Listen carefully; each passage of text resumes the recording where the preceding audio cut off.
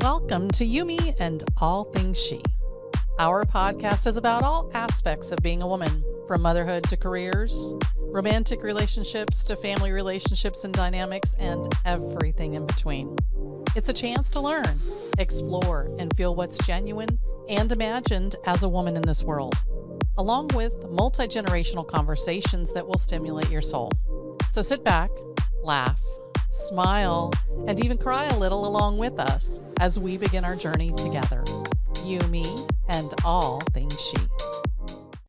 Good afternoon, ladies. Thank you so much for joining me today on this episode of Yumi and All Things She. Deb here, and what we're going to talk about today is how to take back your power by taking personal responsibility in just 3 easy steps. And I know, I hear you, personal responsibility, Deb, what does that really mean? Because I know that any one of us could talk to each other and we'd probably get 100 different explanations and definitions of really what personal responsibility is. So we're going to start at the very beginning. What's personal responsibility? Well, Merriam Webster's dictionary calls it moral, legal, or mental accountability. Simply, it's holding yourself accountable for your actions and exercising that within your self-control. So the important aspect, though, is holding yourself accountable. And many times we find that we've let that slip away because of all of these other sorts of things in life that bombard us as women. Why is it important to women, you may ask? Well, by owning our own actions and decisions, we then have the ability to gain confidence of our purpose as well as accountability, not only, as I mentioned, to ourselves, but to those around us. More importantly, though, to those around us, it's all about our own personal responsibility. And when we take that responsibility seriously and feel confident in that personal responsibility, it is amazing the difference that can happen in your life. So what are some of the challenges, though, I find that women face when taking responsibility? First of all, it's easier to blame others. And it's been said to me time and time again, when we point the finger at someone else, how many fingers are pointing back at you? And I kind of I'm such a visual person that I get that picture in my mind very quickly. And so it's important that we don't focus on blaming someone else. And at the end of the day, what does that really do? Well, it artificially, and I love the fact that it is artificial because it artificially makes us feel better about ourselves. We have someone to point the finger at. We push off that personal responsibility on someone else. We want to remove ourselves. So then all of a sudden what we do is we create that we're the heroes. No longer are we the victims. And so it gives us this altered sense of self that we're now better than that person that we're blaming because we've got all the fingers pointing at them. Unfortunately, that is so far off base. When we can take that personal responsibility and say, and even if it wasn't something that you chose, and I know that's a hard thing to digest because when I started this real process, probably a year and a half ago, 2 years ago, one of my mentors and coaches, Darren Hardy, says that personal responsibility is the key to everything. And once we can really, truly take personal responsibility for everything in our life, then things will start to shift and change for us. So let's talk about that. Let's think about that. So we're walking down the street and someone does something to us. Well, what I have to then self-reflect is, okay, did I really cause that person? Maybe I gave an intentional, not so kind look. That might be the case. Or maybe, I had said some unkind words to someone else and it's now coming back to fruition rather than me taking personal responsibility because I didn't share goodness with them, or, I didn't choose to be a true, authentic version of myself, or I just wasn't who I needed to be at the moment. But taking personal responsibility, did I choose to walk that direction? Yeah, there's where that personal responsibility maybe begins because I could have chosen to go that way and then maybe this wouldn't have happened. So, when we really get to that core of taking personal responsibility for every action in our lives, it will completely shift and change the way you think about not only yourself, but all of the things in your life surrounding you. So why do we transfer blame? it's almost like that's one of those human nature tendencies that we're taught to not take responsibility. We either feel like we've won and they've lost, so we get into this winner-loser game rather than, you know what, it just didn't work out the way I wanted it to, so I'll make a different choice next time. Or, I'll eat a better meal next time. And what this does quickly, though, is it turns us into that victim mindset. And I have found, you maybe can understand or relate, is that we as women sometimes love to take on everybody else's stuff unnecessarily. And by taking that personal responsibility, we then to shed some of that. We don't take on so much of everyone else's stuff when we have so much of our own responsibilities to take on. So we get out of that victim mode and we now become the victor, because ultimately, if I chose that, then I'm the one that's responsible for making a change to it in the future. Different way to think about it. And we'll get deeper into that in a completely different episode. So you got to make sure you stay tuned. We will talk about in depth that victim, that codependent mindset that we can very quickly and easily get into if the right set of circumstances place it. And then we start doing that blame thing, because it's easy to let that blame build up and build up and build up. And all of a sudden now, I'm poor me. And then, I see those posts in social media all over the place and, well, what would you do if? Or, I see those blasts from some people talking about all the negative things that are going on in their life. And I go, well, where's your personal responsibility in that? You choose to have that relationship or you choose not to. You choose to talk to that person. You choose to go out and do that something. It's ultimately your choice. So at the end of the day, who do we have to look at for change in our future? All we have to do is look at ourselves. So problems that can kind of arise, though, when we talk about not taking that personal responsibility, we can get into this feeling of stuck or unfulfilled. Just life isn't really going the way we wanted it to go. And when we don't take personal responsibility of our own lives, then it sometimes can lead to just feeling out of control of our own destiny. What am I doing? Where am I going? Which will possibly lead to other things that we'll talk about here in a few moments. But it can lead to things like depression. It can lead to stagnation. It can lead to a dissatisfaction in marriage, in life, in our careers. Ultimately, taking that personal responsibility gives us the power back to make a difference, to make a change, to do something that we are passionate about or love. It also sometimes will be directly related to not taking personal responsibilities because we don't know, first of all, we may not know how to set goals. And secondly, what's the significance of that in life? And I can speak to that on a couple of different levels, because there have been times when I was very driven about goals. And what that did for me at that time, I'm just going to kind of revert back to the days of my running days, is, I set a goal to do a 5K. Okay, that got me into action. It got me into taking personal responsibility for my health. Well, once I'd conquered that level, that goal, well, I wanted something more. So it drove me to then improve my time, change my method. I was running faster. And then all of a sudden I got to a place, well, okay, my next goal is then a 10K. Achieve that goal, then obviously the next one's the next level race. Or now I'm going to run a big one, like Gasparilla was a big one for me the first time I did Gasparilla, and then even a half marathon. And then I started running with a couple of other women, and we collectively put goals out there together. So we did a few different races together. Although we ran very independent races, ultimately we were there to cheer each other on. And that goal setting kind of took a little bit of a change when, one of my bucket list items from that point is like, okay, if I can do a half marathon, I can very easily do a marathon. And that's the natural progression of goal setting in my mind at the time. It was natural for me to go, okay, half marathon, full marathon. And I shared that with one of the ladies I was running with, and that actually sat idle for a year. And then all of a sudden we met up and we were running again. And again, we were just running casually. And she said, well, if I did this marathon, would you be willing to do that with me? And I go, absolutely. It's been on my bucket list.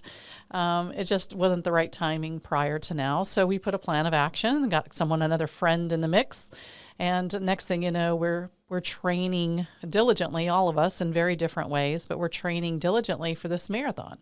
And ultimately, what started to shift me for goal setting is realizing that I had tied so much to achieving that goal that I lost the focus of the journey that was happening, the transformation in the middle.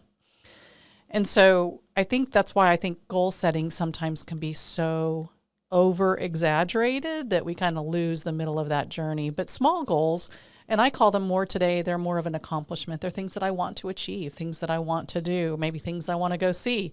So that goal is a little bit of a different mix, and I'll share a little bit more about a few other goals that I've had in my young adult life here recently that, just really inspired me to do things maybe a little bit differently than how I did through that running situation. But setting a goal, because if you're stuck in this one spot and you're not taking personal responsibility, then by setting that one goal takes that control back. It takes that decision making back. Maybe it's getting up and walking, 3 days a week.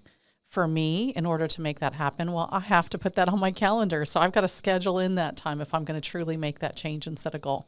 So just a few things to think about, taking back that personal responsibility if it's something regarding health, but starting with a small goal. It doesn't have to be huge because, again, my mentor, Darren Hardy, says it's the small incremental steps that over time lead to big change. And we sometimes get stuck in that analysis paralysis space where I'm not going to do anything because I can't see from here to being there. But if we took one step, and I went and walked one day, and then I walked another day, and then I ran a little bit, and then I walked. So those small incremental steps can help you achieve great things in life if you just put it into action and begin. Another thing is that, we can't be taken necessarily advantage of. So when we are taking personal responsibility as women, then we're more likely to take advantage of those situations that come up in the middle. If you set a goal and you're starting down that path, as long as you're open to the journey, then you know what, we can take full advantage of those situations and make a choice to do something different or not. Maybe focusing on a little bit of exercise will be what drives you to all of a sudden want to eat better. There's lots of different scenarios like that can take place, but until we begin and start to take a little bit of action, you will be amazed at what that can uncover, and we have to be open to the possibilities of greater things to come our way just by taking personal responsibility. Also, taking personal responsibility can cause a lot of struggles in relationships, not only marital relationships, but friendships. There were times when I wanted to put responsibility of not training or not doing something because my friend didn't call me or, we didn't put a plan together before the end of the week about when we were going to meet and run. Well, you know what? I got to throw all of that out the window, and it caused tension in those relationships because if I take personal responsibility, I'm going to get up and run on my Sunday morning no matter what. So letting the struggle of those relationships not be a hindrance simply because I want to blame and not take personal responsibility. Also, not taking personal responsibility can add to a low self-esteem. So when we don't take responsibility for ourselves, it just continues to build that layer on top of layer about, well, maybe I'm not good enough, or maybe I don't have what it takes, or, we get all that, I call that mental friction going on in our mind that brings our self-esteem down. And as I mentioned earlier, then just turns and converts itself into maybe something deeper, like a depression. And now we've got to dig out of that hole even more because we have found ourselves ultimately we've put ourselves into a deeper place than we ever needed to be. So I hope that this will, inspire you to just take one small step. And if you do, please be sure and put it in the comments. Let me know. Let us know. Share what your one step. I'm going to talk about 3 steps that will convert your back into this powerhouse of a woman that's taking personal responsibility. And we'll get there, I promise. So it all starts with that action, but that action then creates habits because oftentimes I find that we're in the habit of not taking personal responsibility. The importance of that goal setting will institute us taking action. That's what it's all about. So set that small goal. We need to be clear about what we want to achieve. We want to be really laser focused on what we need to do. And we just need to take those small steps one at a time moving forward in order to revolutionize our life. I'll share a quick story with you about goal setting. Several years ago, I we were in a transition place. Things were you can feel that, when they're in a state of change. We were in that place of change, and I was looking for what to do and what would bring me passion and fulfill my life in a whole new way. And I know what my calling is. I know what my gift is. I know what God has told and spoken to me that you're supposed to do. So we were driving home. My husband and I worked together, and we've worked together for years and years, but this time we were actually commuting together. So we were in his truck and we're on our way home, and he goes, so if you could do anything you want, Deb, what would you do? And I go, well, you know what my gift is. You know what I'm called to do. I'm going to teach. I'm going to train. I'm going to speak. And he goes, well, that's an easy answer, but what are you going to speak about? And I'm like, oh, that means I got to think about this. I got to take personal responsibility for what I want to speak about. And I go, I could do it about anything. I could teach someone how to make a peanut butter and jelly sandwich. And if it brought someone joy, I would be like over the moon happy. And he goes, okay, that's a cheap answer. You've got to think a little bit more about that and really determine for yourself what you want to do. That conversation happened for an entire week, every afternoon on our way home from work. He'd ask, I'd go, I told you.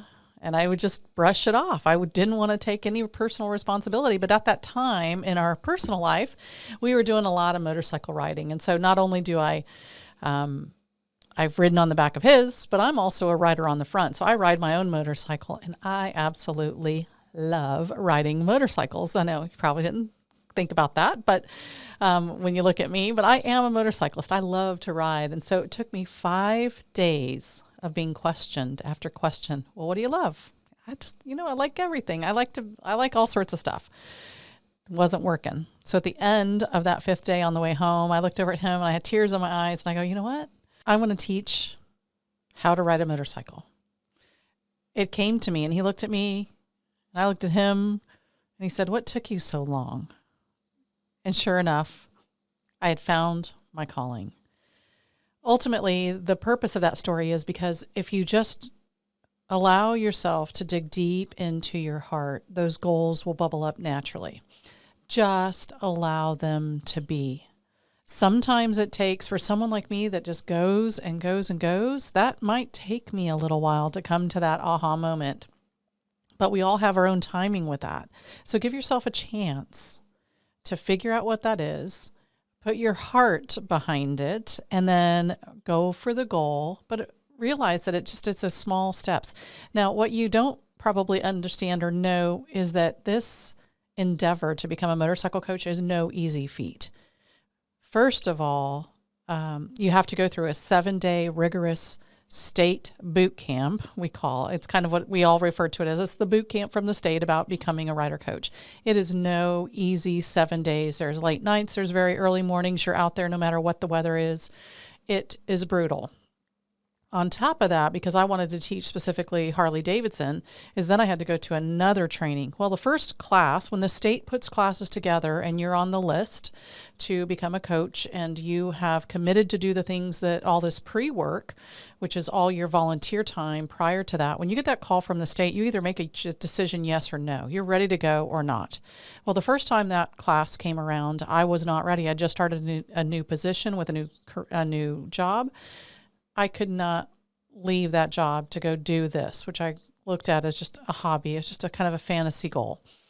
The second time, though, I'd gotten that call, I had been with that company for a while now.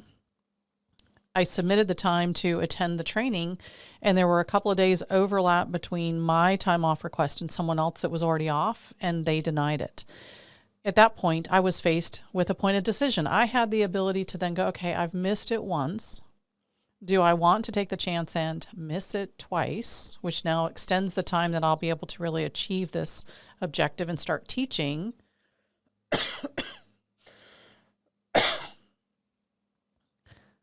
We talked about it. I made the decision. At that point, I was not willing to let a job determine whether or not I could achieve this goal when I wanted to. I then, at that point, made the decision to go find new employment. And part of the understanding was, if I accepted a new position, was that I had this training. Well, the employer that I ended up going to work for I started 1 week. The next week was this training. They were more than willing to let me have the time off in order to do that certification with the state. And it all worked out beautifully from that point forward. But I had to take a hard stance, a hard look at what my goal was and determine whether or not I was willing to do what I needed to do, make that tough decision possibly, or have the faith that that goal was going to come to fruition if I just made the right decision. And I believe at this point that it was the right decision. And now 5 years later, I'm coaching. I love coaching. I could do that almost every day. It's so invigorating to me, but I love it. That's my story about setting a goal and following it through and putting some timelines to that. I knew that there was some time commitments and I didn't expect myself to do it overnight. So I just followed that one step in front of the other, those small steps, in order to achieve that accomplishment. And of course, now I've got other writing certifications and advanced writer certification. At some point in my future, I'll want to get a trike certification. So I can see that this has the opportunity to go from one certification, one goal, one objective, to now turn into many, which is awesome. The other aspect, or one of the other aspects that I want to talk about, is when it comes to really getting yourself back, choosing that personal responsibility, is that once we become aware, self-aware, then we begin to accept ourselves. Oftentimes, I hear it said everywhere, is that, if you know what your weaknesses are, then strengthen them. I don't believe that that necessarily is true. Know what your strengths are and then work on where you're strong. And if you need help in an area where you're weaker, then get the help you need, or ask someone, find someone else that's strong in that area to complement you, depending upon what you're having done or what you're needing to get done. The idea is that once you're aware, then we can make a conscious choice and decision moving forward. But until then, we have no idea. It's just a crapshoot. It's just a roll of the dice. And I don't know about you, but that doesn't feel like I've got any responsibility, any control of my circumstances in my life. One of the ways to do that is to become self-aware and self-acceptance. Another one, though, is taking care of ourselves in that regard, because oftentimes we're willing to sacrifice when we don't take personal responsibility. It then can snowball into that victim mindset, that martyrdom mentality, where all of a sudden now, well, I did that for you. And then when it doesn't come back to us in some form or fashion in a relationship or in any type of aspect, I gave to you, we give. And my philosophy is I give because I can and because I want to. So that's taking personal responsibility for what I'm able to do for myself, but taking care of yourself, having the ability to say no when the right time to say no is. And knowing that that's okay. It's all right for you to be that way, to say no, to take care of yourself, because oftentimes we neglect ourselves in order to take care of others.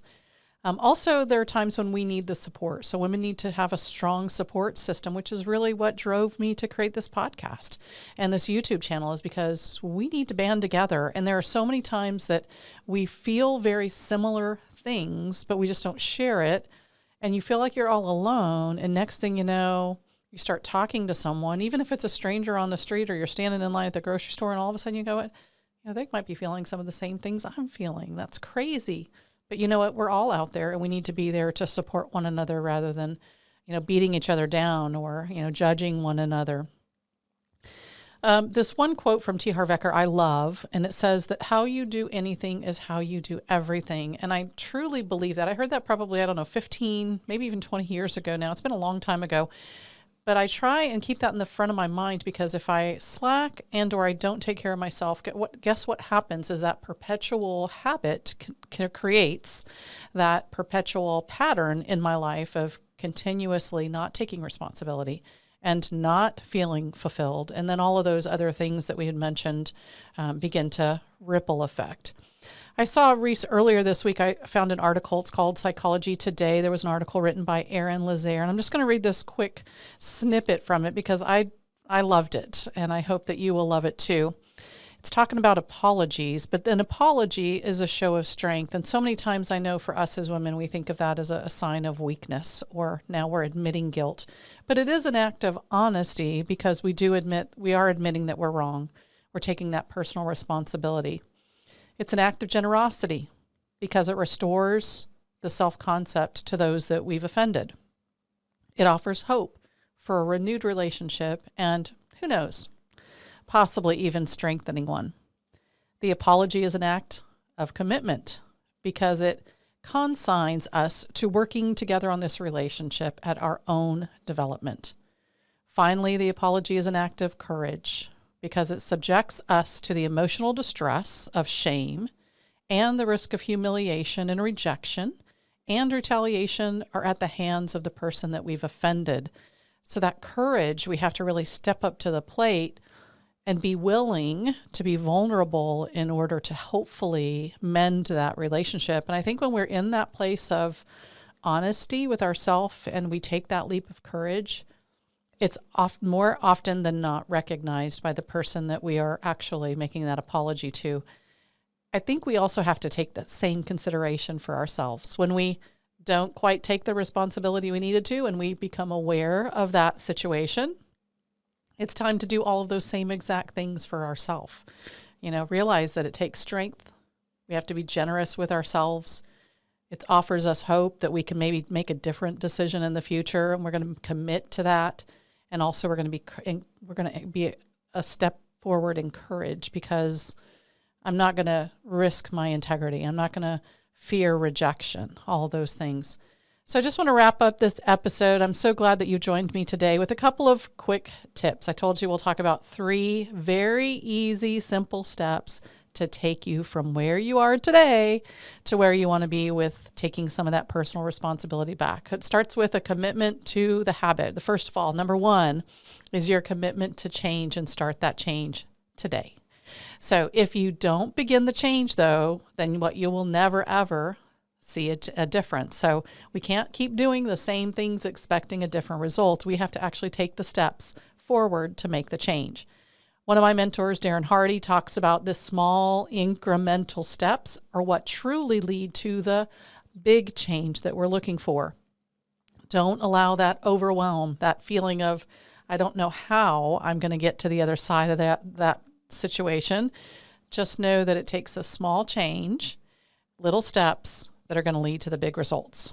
So the next one, step 2, is to write a few positive affirmations for yourself. Here's part of that self-care, that self-love, in order to read them in the morning when you wake up, kind of gives a mindset adjustment first thing in the morning. And then also read them before you go to bed. It creates that positive synergy, that positive mindset before you go to bed. So some examples that I came up with as I was thinking about, how can I improve my personal responsibility is, first of all, I'm accountable to me. That's a very simple one. And our mind doesn't know whether we're telling it the truth or we're telling it a story. All it knows is truly what we tell it. So I'm going to tell it what I want to become. And that's what these affirmations are all about. I live within my integrity by taking personal responsibility is another one. As well as I make decisions that shape my life into what I truly desire. And those are just 3 examples, but you can think about, you can go out and research on the internet. There's lots of places where you could find, just 5 or 10 positive affirmations that you'll read when you wake up and then before you go to bed at night. And then the third easy to incorporate step for you to begin today is make a list of at least 5 things you're grateful for that happened in the day, and go through that list mentally or even write it down on a gratitude journal before you go to bed at night. Because the last thing that we really perpetually think about in our sleep, believe it or not, is the last thing that went into our mind. So if you are watching these scary shows or these intense dramas right before you go to bed, your mind's mulling over all that stuff. So why not fill it with 5 really good things that happened? It might be something as simple as, they gave you an extra wash at the car wash on your car, or they did an excellent job of vacuuming it out, just as a couple of examples. Maybe it was a friend or a neighbor, moved your trash cans out from the curb or one that was in the street. It can be as simple as that. But once we start to open our eyes and take a look around of all the things in the world that we could be grateful for, you will be amazed at how they magically show up and appear. Those are my 3 quick, easy steps for you. So the first one is we're going to commit to start today. The second one, we're going to write down affirmations that we'll read in the morning and in the evening before we retire for the night. And then we're going to make a list of either verbally or in our mind or in a written down gratitude journal of 5 things that we're grateful for the day. just a mind shift. Those are small little increments. For me, if I'm making a change, I actually have to write that on my planner, my journal for the day.